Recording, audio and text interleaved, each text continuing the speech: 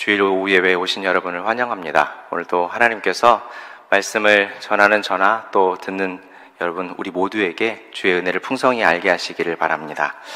오늘은 세계 성서주일입니다. 아마 아침에도 성서주일이라는 광고 이렇게 들으시면서 성서라는 표현을 우리 교단에서는 좀 잘 안 쓰다 보니까 거슬리실 수도 있는데요. 우리가 사용하는 성경보다는 좀 더 넓은 범주를 지칭하는 말이기 때문에 조금 너그럽게 생각하시면 좋을 것 같습니다. 성경이라는 말을 사용해도 무방하지만 공식적으로 사용하는 용어니까 용어만큼은 세계 성서주일이라고 사용하는데 나쁘지 않을 것 같습니다. 이날에 대한 유래에 대해서 아마 한 번쯤은 여러분들이 들어보셨을 텐데, 이날은 18세기 웨일즈에 살던 메리 존스라고 하는 소녀로부터 시작을 했습니다. 메리는 성경을 매우 사랑했습니다. 하지만 집이 몹시 가난했고 당시에는 성경이 굉장히 비싼 책이었기 때문에 읽고 싶을 때는 이웃집에 가서 빌려서 읽을 수밖에 없었습니다. 소녀는 얼마가 걸리든 간에 열심히 일을 하고 돈을 모아서 꼭 내 성경 하나, 내가 가지고 읽을 수 있는 내 성경 한 권은 내가 꼭 가져야 되겠다라고 하는 다짐을 굳게 했습니다.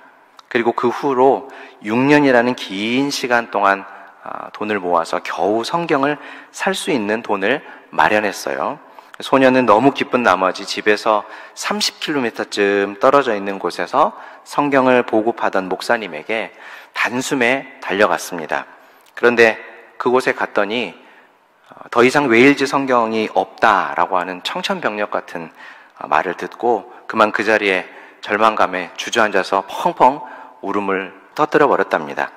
목사님은 그런 소녀의 모습을 가엾게 보고 자신의 성경을 소녀에게 선물해 줬다라고 해요. 소녀의 안타까운 일화가 많은 이들의 입소문을 타게 됐고 1802년 런던에서 열린 기독교 소회 총회에서 이 일이 회자가 되었다고 합니다. 이 일로 인해서 1804년 영국 성공회가 탄생하게 되었고, 뒤이어서 1814년에 네덜란드, 1826년에 스코틀랜드의 성소공회가 조직되었습니다.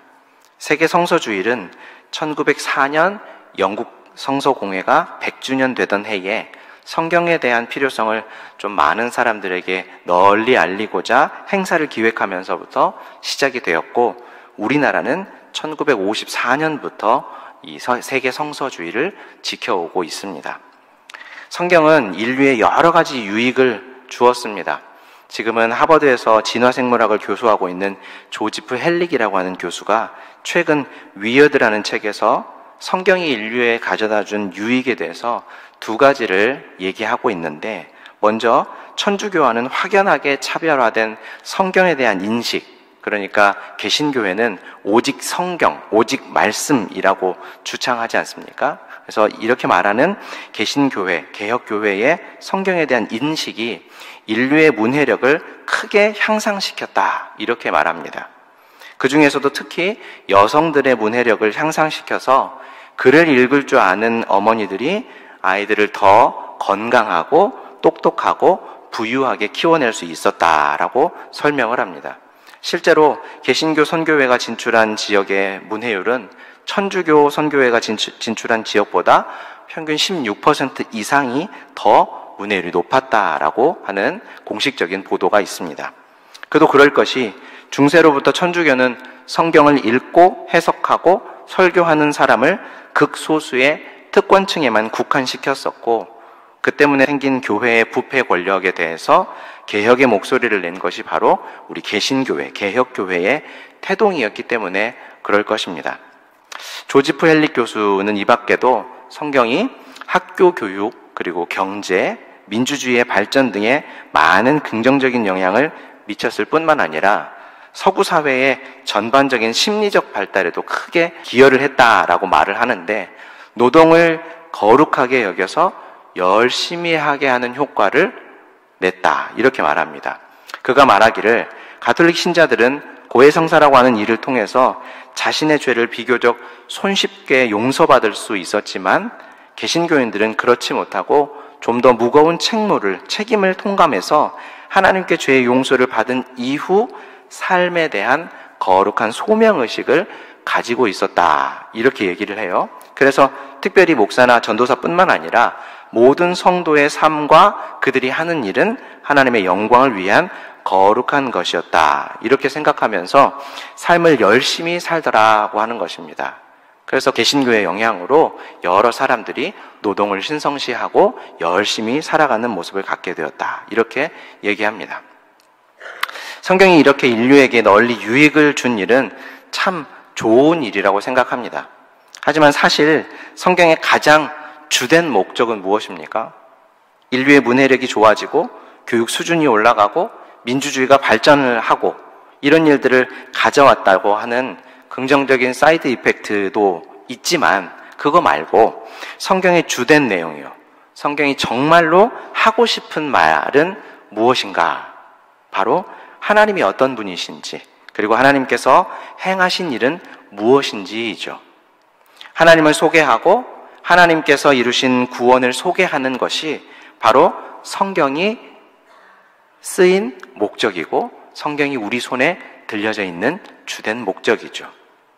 그렇다고 한다면 오늘 세계 성서주일은 온 세계에 흩어져 살고 있는 하나님의 백성들, 우리 예수님의 제자들이 다 함께 하나님을 성경을 통해 더 깊이 배우게 되고 알게 되고 하나님께서 우리를 위해 행하신 구원을 온전히 깨달아 알아서 우리를 향한 하나님의 사랑과 은혜를 더 깊이 알아가는, 더 깊이 깨달아가는 날이 되어야 할 것입니다. 부디 오늘 이 시간 우리 모두에게 성령께서 이렇게 일하시기를 바랍니다. 자, 오늘 본문은 그러므로라고 하는 말로 시작을 하고 있습니다. 사도 바울이 잘 쓰는 표현이죠.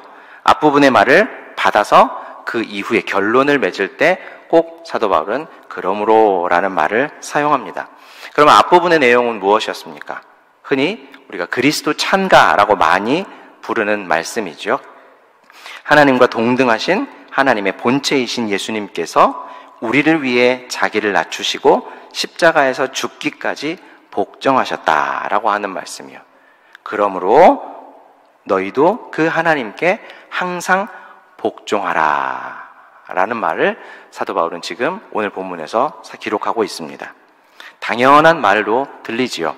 그리스도는 우리의 주인이시기 때문에 자신의 목숨을 내어주시면서 우리의 몸과 영혼의 주인이 되셨기 때문에 주인의 말에 복종하는 것은 우리에게, 종에게는 당연한 말일 것입니다. 하지만 우리는 원래 어떤 존재들이었습니까? 우리는 하나님께 순종하지 않으려고 하나님을 등지고 떠나버렸던 존재지요. 하나님을 등지고 떠난 반란군들이었습니다. 그것이 죄의 본래의 모습이죠. 하나님을, 왕이신 하나님을 등지고 떠나서 내 몸과 영혼에 내가 주인 노릇, 내가 왕 노릇하려고 하나님을 떠나버렸던 사람들, 그것이 바로 죄인들이고 죄의 본래의 모습입니다. 어린아이들이 가장 먼저 배우는 말이 어떤 말이에요? 엄마, 아빠. 아빠는 한참 있다 하는 것 같아요. 엄마를 몇 달쯤 하고 아빠를 한참 있다 하는 것 같은데 아이들이 엄마, 아빠라는 말을 배우고 나서 그 다음으로 배우는 말들이 뭔가 저도 애를 셋이나 키워보니까 어떤 말을 제일 많이 하냐면 아니, 안 돼, 내 거야, 저리 가, 싫어 이런 말들이더라고요. 거부와 부정의 말들이 그렇게 가르쳐주지 않은 것 같은데도 불구하고 아이들이 엄마, 아빠 다음으로 하게 되고 배우게 되는 것을 보면서 아, 사람은 태어나면서부터 죄에서 난다라고 하는 우리 주님의 말씀이 정말 한치도 틀림이 없다라고 하는 것을 확인할 수 있더라고요. 자, 그런데 예수님께서 우리를 위해서 자기를 낮추시고 종의 형체를 입으시고 종이 당할 죽음을 당하셨다라고 하는 것이 바울의 말이죠. 그것도 아주 굴욕적이고 고통스럽기가 이루 말할 수 없는 처참한 십자가에서 죽임을 당하셨다고 합니다. 그러면 예수님은 왜 그러셨습니까? 죄인들의 죄를 사해 주시기 위해서 그러한 죽음을 당하셨죠. 그래서 예수님께서 십자가에서 흘리신 피가 자신을 위한 피다라고 하는 것을 믿는 믿음이 있는 자는 모든 죄를 용서받은 것입니다. 구원 받은 것이죠. 죄로부터 건짐을 받은 것입니다. 그러면 이렇게 용서받고 구원받은 사람은 그 이후의 삶이 어떠해야 하는가? 그 사람에게 주어진 나머지의 삶은 어떤 것인가? 우리는 구원이라는 것을 지엽적으로 생각할 때가 참 많죠. 구원은 우리가 죽어서 하나님의 나라에 가는 것 정도로 생각을 하는데 맞는 말입니다.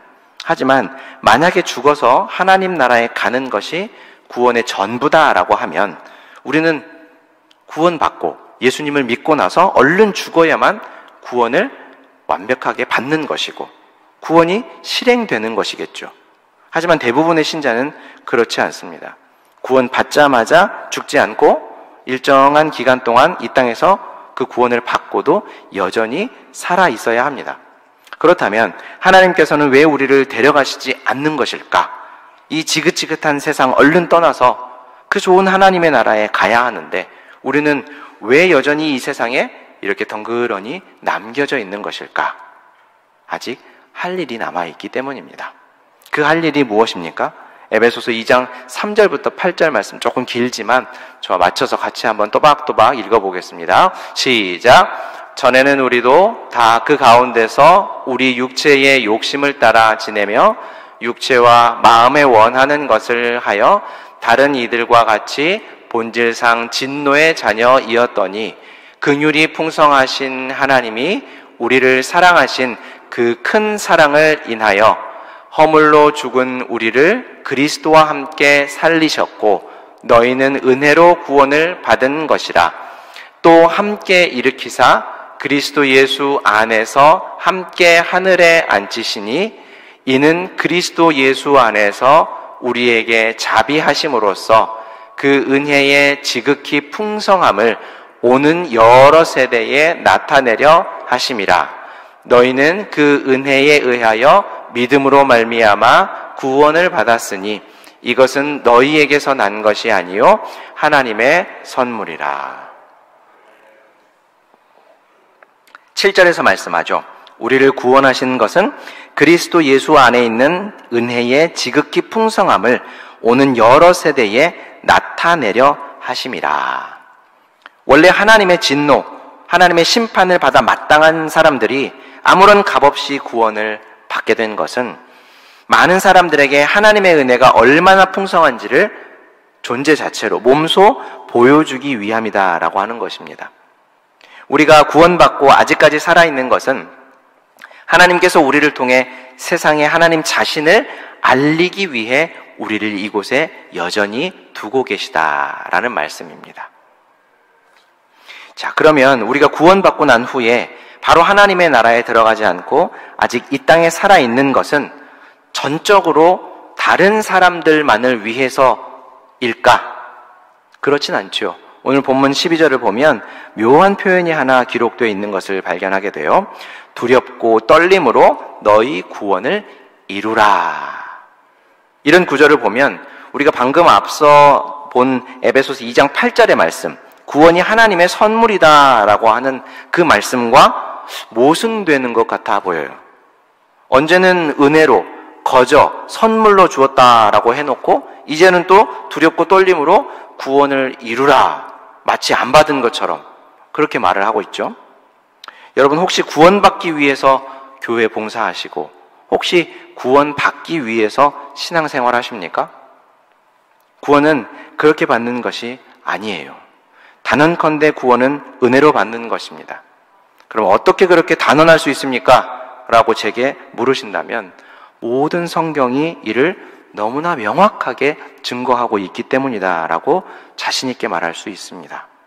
여러분, 원래 죄인이라는 존재는 자신에게 구원이 필요하다라고 하는 인식조차 가지고 있지 못한 존재들입니다. 왜냐하면 죄인은 자신이 죄인이라는 것을 알지 못하고 알게 되더라도 인정하지 않기 때문에 그렇습니다.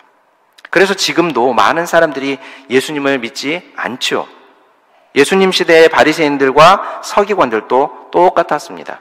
자신들은 죄인이 아니라고 생각하고 공공연하게 말했던 사람들이 바로 그 사람들이었죠. 그들에게 예수님께서 어떻게 말씀하셨습니까? 병든 자에게 의사가 필요하다. 건강한 자에게는 의사가 필요하지 않구나. 이렇게 말씀하셨죠. 그래서 구원을 받을 사람은 필요를 느끼거나 기대하거나 요구한 적이 없을 때 갑자기 하나님으로부터 주어지는 것이 바로 구원입니다. 하나님의 때에 하나님의 방법으로 하나님이 뜻을 이루시기 때문에 마치 하나님의 서프라이즈와 같다라고 말할 수 있어요. 하나님의 구원은 십자가에서 예수님의 옆구리를 찌른 창처럼 비참한 상황에 놓인 죄인의 삶을 찌르고 들어옵니다. 그래서 예수님의 옆구리에서 물과 피가 모두 땅에 쏟아져 내린 것처럼 죄인들의 죄도 모두 다 쏟아져 내리는 것이죠. 구원은 단번에 일어나는 사건입니다. 성령께서 우리에게 예수님을 믿는 믿음을 주셔서 그분의 승리, 그분의 의의를 우리에게 덧입혀 주시는 것이죠. 그래서 이미 우리는 구원을 받은 사람들입니다. 하지만 이스라엘 백성들이 애굽으로부터 나와서 하나님께서 약속하신 가나안을 향해 40년을 걸어갔던 것처럼 우리는 하나님께서 부르시는 그날까지 그 길을 걸어가는 것입니다. 매일 새롭게 변화되어 가며 하나님의 구원을 삶을 통해 경험하게 되는 것이죠. 하지만 우리가 반드시 기억해야 하는 사실은 어떤 이들은 광야 40년이 아픔이고 고통이었다라고 말할지 모르지만 광야 40년이 그 이전 애굽의 삶보다 아픔이고 고통이었습니까? 광야 40년 동안 하나님께서 이스라엘과 광야에서 사막에서 아무것도 없는 그곳에서 함께 계시면서 그들의 모든 필요를 아시고 다 채워주시지 않았습니까? 우리는 하나님과 함께 있으면 어디든 간다 이렇게 노래하지요. 하나님과 함께라면 어디든지 그곳이 바로 하나님의 나라다, 하늘나라다 라고 노래하지 않습니까? 그렇죠. 이미 얻은 구원, 하지만 하나님의 구원은 계속해서 우리를 바꾸어 가는 거예요. 이런 비유로 구원에 대해서 한번 설명해보면 이해가 쉬울 것 같아요. 남녀가 만나서 서로 사랑했습니다. 그리고 결혼을 결심하고 드디어 결혼식을 올리게 되었어요.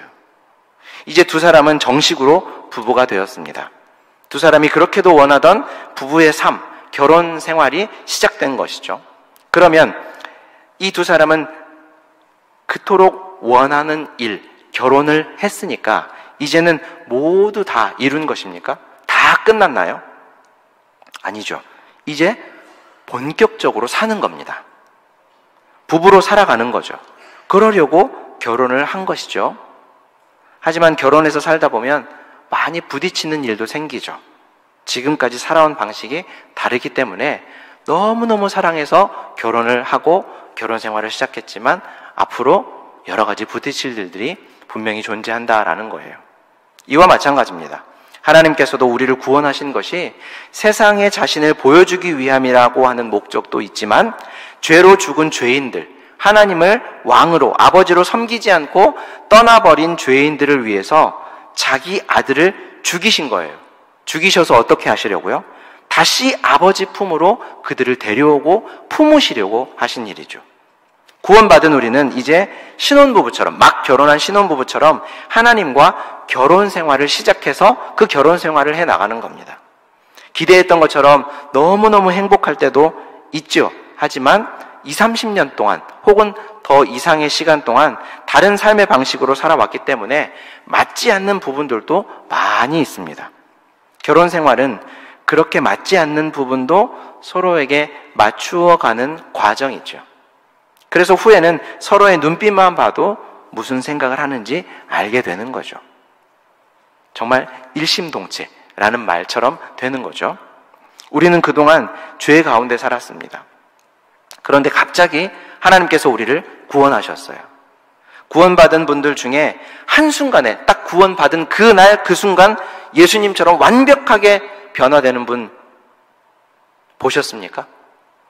나는 그렇다 라고 자신 있게 말할 수 있는 분이 있으십니까?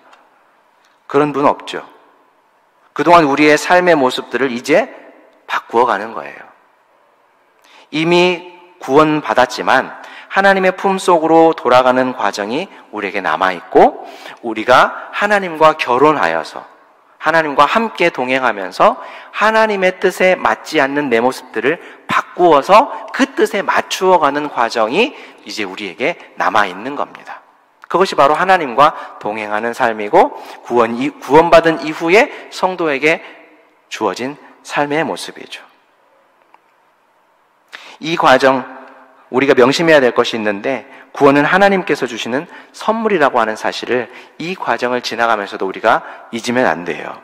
오늘 본문 13절 말씀을 같이 한번 읽어보겠습니다. 시작. 너희 안에서 행하시는 이는 하나님이시니 행하게 하시나니. 하나님께서 하나님의 뜻, 우리를 구원하시는 하나님의 뜻을 우리 안에서 행하신다라고 말씀하십니다. 우리는 이미 구원을 얻은 행복한 사람들이죠. 이제 하나님과 동행하면서 하나님께서 우리를 변화시켜 가시는 것을 경험할 차례인 거예요. 죄인에게는 절대로 가능하지 않은 일입니다. 그런데 하나님께는 불가능한 일이 없지요. 하나님께서 우리 안에서 하나님의 뜻과 계획을 이루어 가실 겁니다. 여러분, 그래서 우리가 하는 신앙의 삶은 결코 쉬운 일은 아닌 것 같아요. 육신이 원하는 대로 하지 않고 우리의 삶을 하나님께 맡기고 하나님께서 우리를 이끌고 가시는 그 삶에 우리를 자꾸 내어드리고 순종시키려고 하니까 우리의 신앙의 삶이 굉장히 불편하죠. 로마서 6장 11절은 이렇게 말씀합니다. 이와 같이 너희도 너희 자신을 죄에 대하여는 죽은 자요 그리스도 예수 안에서 하나님을 대하여는 산 자로 여길지어다. 구원받은 우리의 실존은 이렇게 바뀌게 되는 겁니다. 우리가 신앙의 삶을 좀 더 성경적으로, 좀 더 진지하게 살아가다 보면 하나님과 우리는 필연적으로 갈등을 겪을 수밖에 없어요.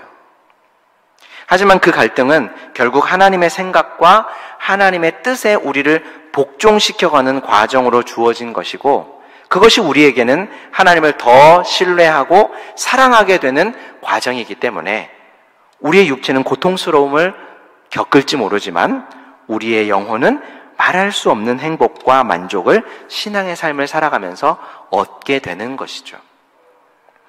자, 계속해서 사도는 이런 구원의 과정을 겪고 있을 때 원망하고 시비하는 일을 멈추라 이렇게 말합니다. 이 말은 애굽을 나와서 광야를 지나던 이스라엘 백성들을 생각하면서 한 말인데요.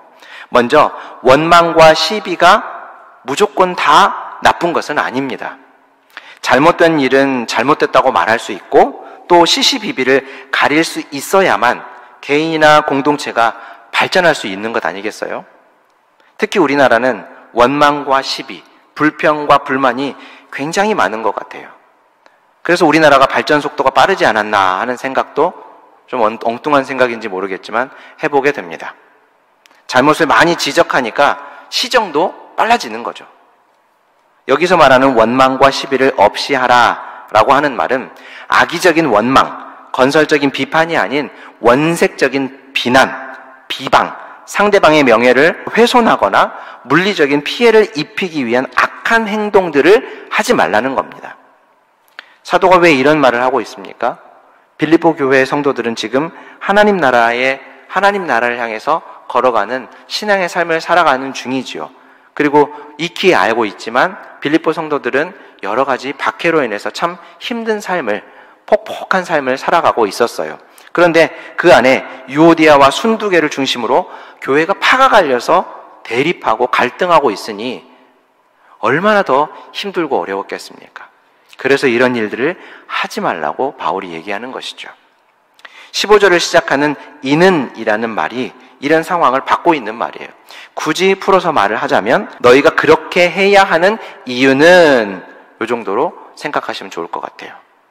사도가 제시하는 그 이유는 뭐냐면 어그러지고 거스르는 세대 가운데서 하나님의 흠없는 자녀로 세상에서 빛이 나려면 흠이 없고 순전해야 하기 때문이다 라는 말을 하고 있는 겁니다.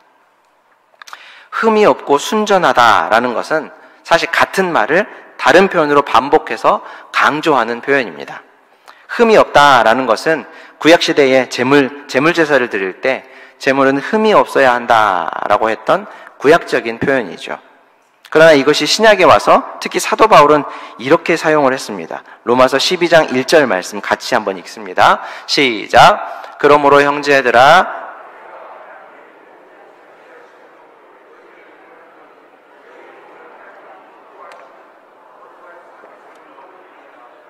너희가 드릴 영적 예배니라.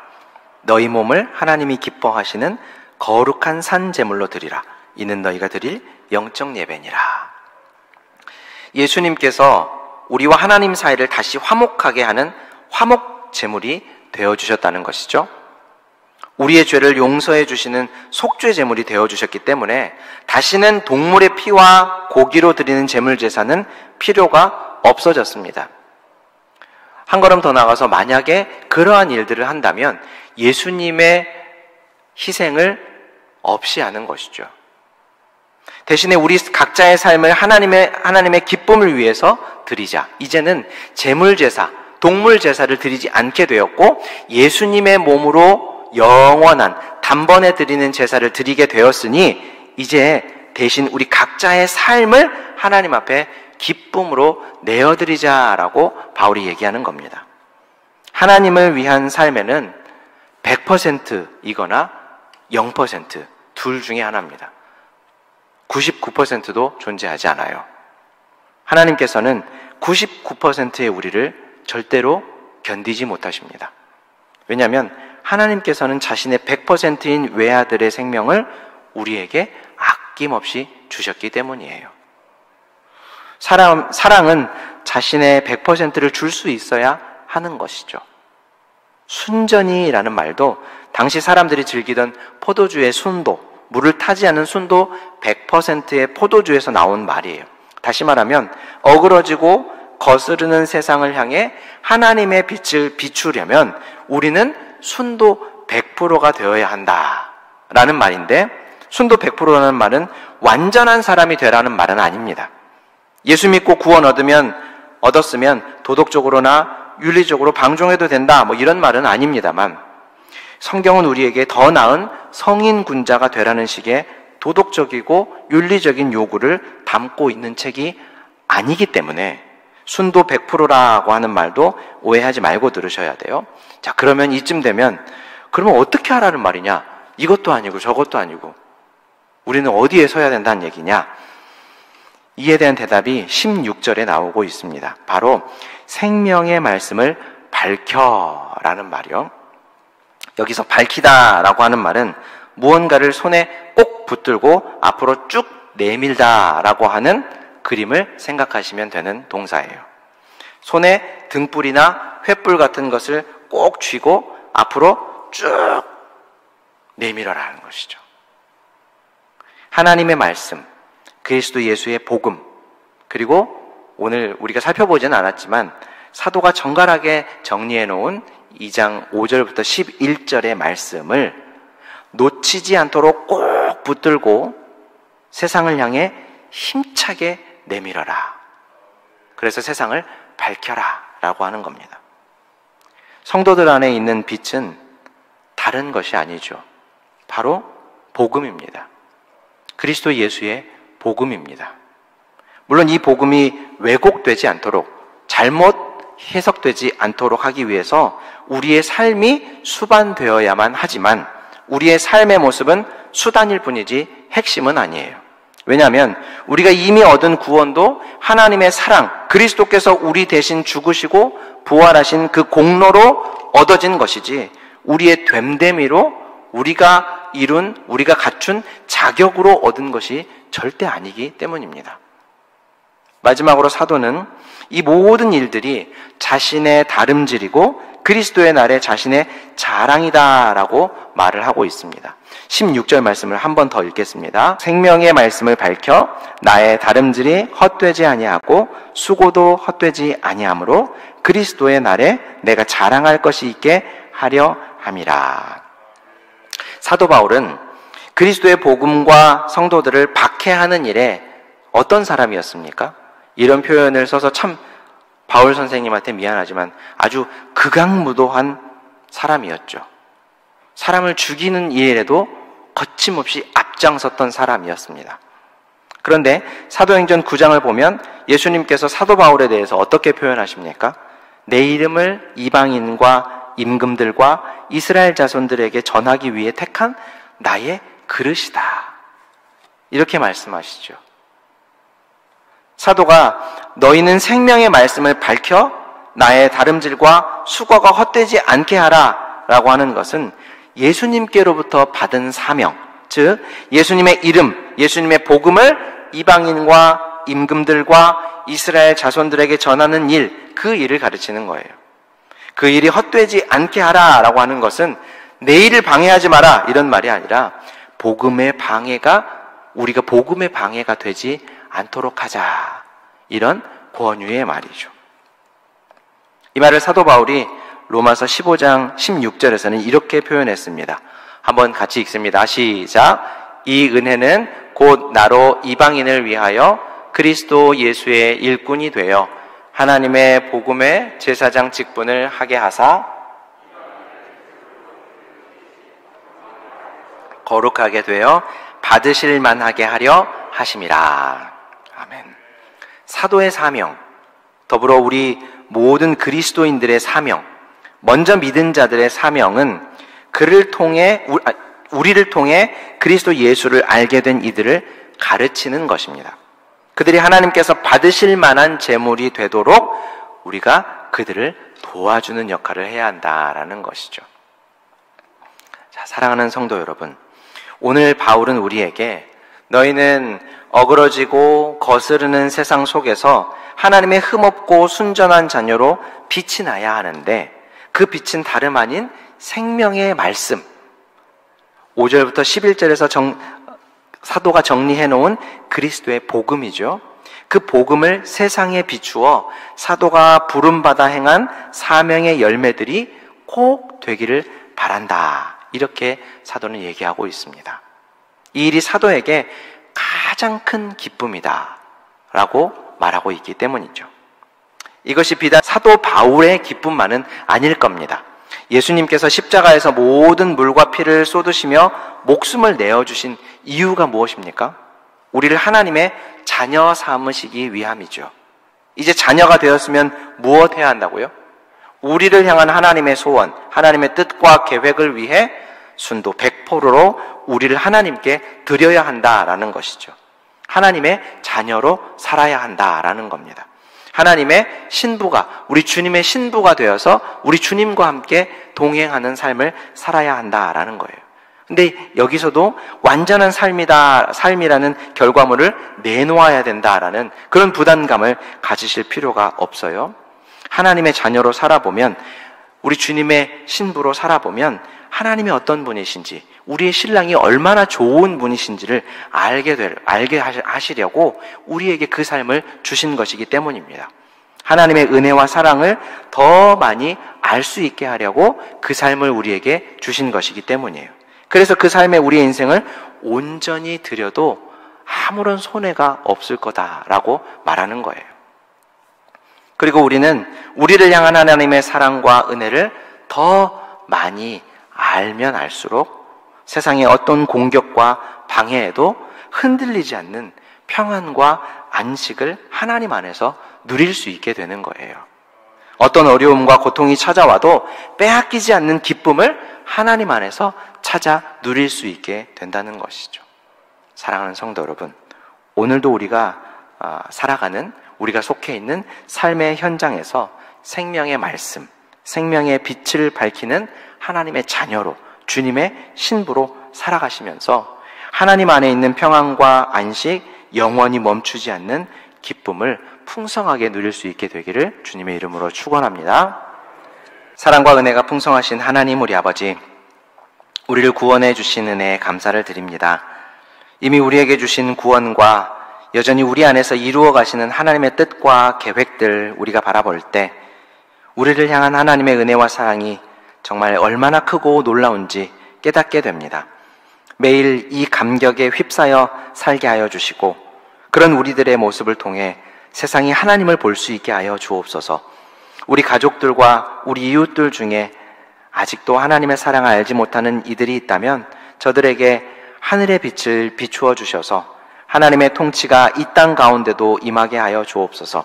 하나님께서 우리와 언제나 함께 계신 것을 잊지 않도록 우리를 붙잡아 주시고 우리 안에서 우리를 바꾸어 가고 계신 것을 잊지 않도록 우리에게 은혜 허락하여 주시고 주의 말씀에, 주의 인도하심에 항상 순종하는 삶을 살게 하여 주옵소서.